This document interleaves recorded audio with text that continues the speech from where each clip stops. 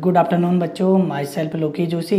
Hindi medium की कक्षाओं में जो हमारे द्वारा चलाई गई कक्षाएं हैं उन्हीं में आज का जो मेरा टॉपिक है वो है गाउस के अनुप्रयोग। अनुप्रयोग में हम तीसरा अनुप्रयोग के बारे में आज चर्चा करेंगे, जिसमें हम अनंत आवेशित लंबाई का जो एक समतल पतली चालक शीट है जिस पर हम वैद्युत क्षेत्र की तीव्रता का व्यंजक ज्ञात करेंगे। आज के जो अनुप्रयोग है उसमें भी हमने जो डायग्राम ड्रॉ किया है, जैसे कि आप देख सकते हैं यहाँ पर हमारा बोर्ड में जो डायग्राम ड्रॉ किया गया है, तो यहाँ पर देखो ये जो डायग्राम है और इसमें सबसे पहले हमारा अनंत विस्तार की आवेशित समतल पतली चालक शीट के कारण तीव्रता, तो अर्थात हमको तीव्रता का मीन है कि हमको यहाँ पर वैद्युत क्षेत्र की तीव्रता को ई को ज्ञात करना है। तो ई को ज्ञात करना है का मीन है कि हम समझेंगे कि इस तरीके से कौन सी चीज़ें क्या डिनोट की गई। सर्वप्रथम इधर देखेंगे तो यहाँ पर हमारा जो है पृष्ठ DS1, तो ये एक गॉसियन पृष्ठ है जिसको हमारे द्वारा ड्रॉ किया गया, DS1 हो गया।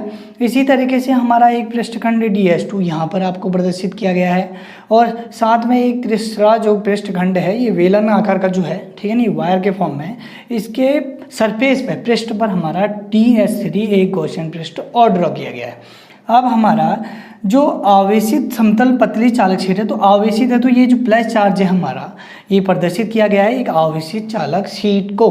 तो आवेशित चालक शीट को तो हमने एक नियम पढ़ा, क्या नियम पढ़ा है, जो भी आवेशित चालक शीट होती है उसके भीतर वैद्युत क्षेत्र की तीव्रता शून्य होती है। कितनी होती है? शून्य होती है। अगर हम इसको प्रूव करना चाहें तो बिल्कुल कर सकते हैं। किस तरीके से? यहाँ पर आपका ये दोनों ही जो क्षेत्र हैं DS1 पृष्ठखंड का और जो आपका वैद्युत क्षेत्र है वो दोनों ही विपरीत दिशाओं में है ना। तो विपरीत दिशाओं के केस में क्या हो जाएगा, आपका इनके मध्य कितने का एंगल बनेगा, इनके मध्य 180 का एंगल बनेगा। 180 के एंगल के मध्य में जब हम इनको सॉल्व करेंगे तो cos 180 जो होता है -1 होता है। तो इस स्थिति में ये -1 आएगा, +1 आएगा, तो टोटल वैद्युत क्षेत्र जो आएगा वो 0 आएगा। कितना आएगा?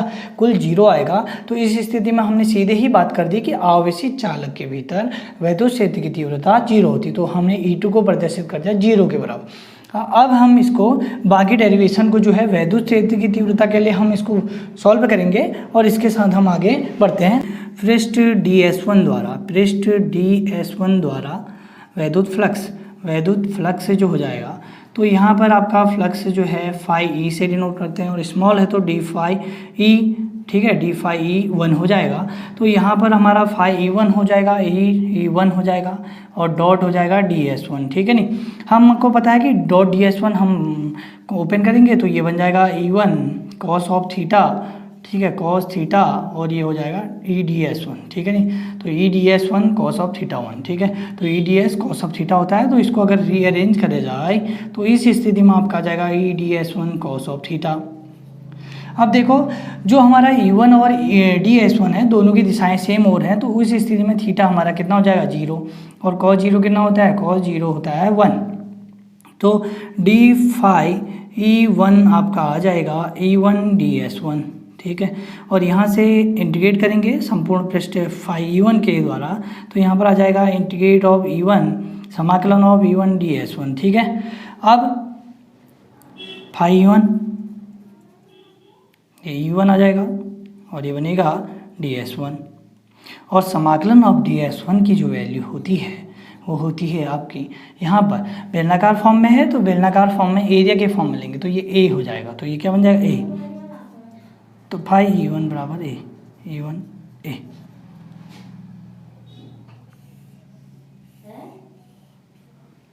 तो जैसा कि हमारा पृष्ठखंड DS1 के कारण यहाँ पर आया phi E1 = E1 A, ठीक है, ये चीज़ आ गई।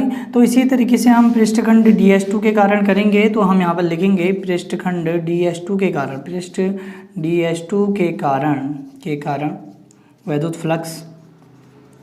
फ्लक्स, तो यहाँ पर हो जाएगा d phi E2 द्वितीय खंड के लिए, तो यहाँ पर d phi E2 क्या है, E2 डॉट DS2, और E2 0 है क्योंकि किसी भी वैद्युत क्षेत्र के भीतर वैद्युत क्षेत्र की तीव्रता 0 होती है। तो E2 0, तो 0 × DST 0, तो ये टोटल ही 0 हो जाएगा, ठीक है। दोनों ही खंडों में हमारा पहले खंड पे जो आया वैद्युत क्षेत्र की तीव्रता वो आई थी E1 A, और द्वितीय खंड में जो आया 0। इस प्रकार पृष्ठ जो DS3 है, तो पृष्ठ DS3 के कारण वैद्युत फ्लक्स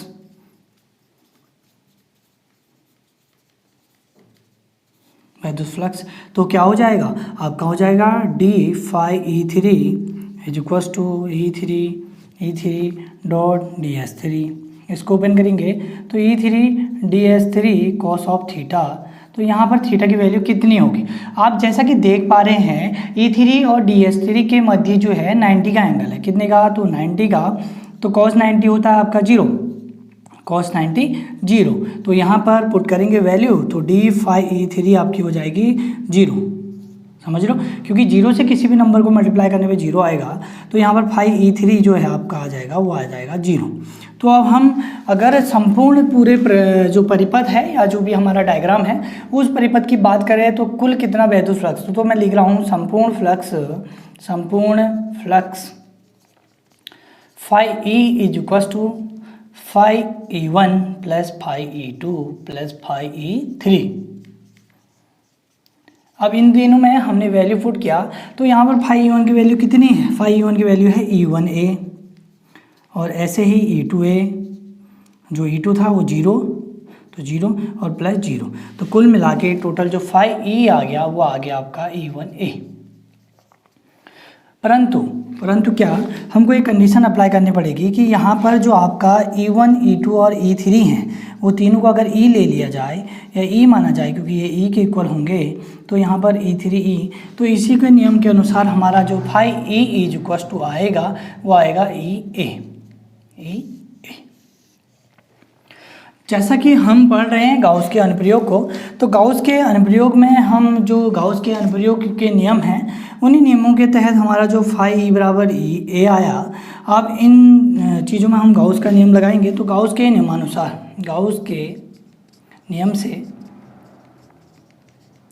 तो फाई ई, इसको समीकरण 1 ले लेते हैं, phi E is equal to आपका क्यू अपॉन एप्सिलॉन नॉट। तो जहाँ Q की वैल्यू क्या होगी, जहाँ Q आपका सिग्मा इंटू ए होगा, सिग्मा इंटू ए। ये जो है सिग्मा जो होता है पृष्ठीय आवेश घनत्व को प्रदर्शित करता है। तो आपका ए का एरिया हो गया, तो Q की जगह आ जाएगा सिग्मा ए, तो यहाँ पर लिखेंगे sigma A upon epsilon not. समीकरण नंबर 2। अब हम समीकरण 1 और 2 की क्या करेंगे, कंपेयर करेंगे। तो समीकरण 1 और 2 का तुलना करेंगे, यहाँ पर कर देते हैं समीकरण 1 व 2 की तुलना 2 से। तो हमें प्राप्त हुआ कि sigma A upon epsilon not ये इक्वल है आपका ई ए के, किसके, ई ए के। यहाँ से आपका ए और ए क्या हो जाएंगे, दोनों ही कैंसिल आउट हो जाएंगे। तो वैद्युत क्षेत्र की तीव्रता ई बराबर आएगा सिग्मा अपॉन एप्सिलॉन नॉट।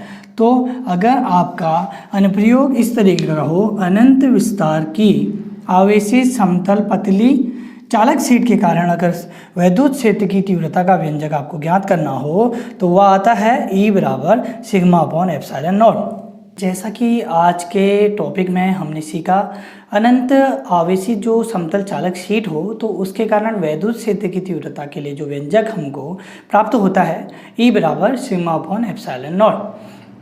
ठीक है, तो इसी तरीके से हम आपको वीडियो प्रोवाइड कराते रहेंगे। अगर आपको ये चीज़ें जो समझाई जा रही हैं अगर भली भांति आप समझ पा रहे हो तो इन चीज़ों को अधिक से अधिक अपने दोस्तों के साथ शेयर करें। वीडियो को जो चैनल है वीडियो को लाइक करें, चैनल को सब्सक्राइब जरूर करें।